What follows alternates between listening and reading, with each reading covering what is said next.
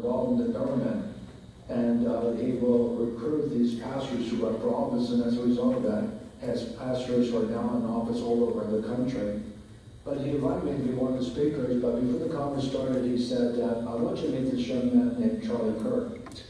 And to be honest with you, I don't know if I've heard of him beforehand, but I knew I definitely didn't meet him, because when I met him, I was very impressed.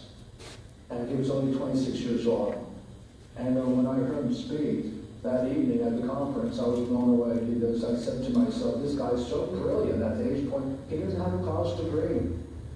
But yet he's so self-taught, and he was brilliant. And I said to myself that he is going to be president of the United States one day. And I thought he would make a great president.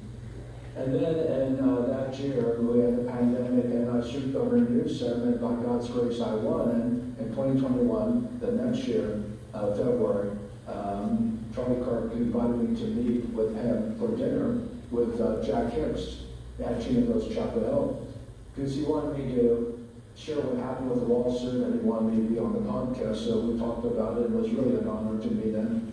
And then he started to have me speak at his conferences for pastors. It's called Turning Point Faith, and I was so honored that he would have me consistently. In fact, he invited me most recently in September until we made the announcement in August, because they don't have anyone who's running for office speak, but just pastors to speak to encourage the troops to vote.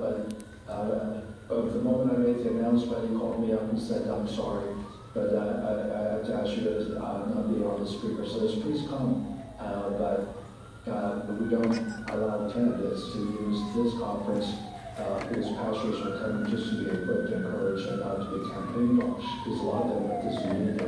So I totally understood. I said, thank you. But even recently, I was invited to Charlie. And I want to just say finally, it was Charlie who invited me to meet with President Trump. He invited 300 pastors to Atlanta, October 23rd. We're having a big rally, 15,000 people, but he wanted us to meet before the rally began with President Trump and to pray with him.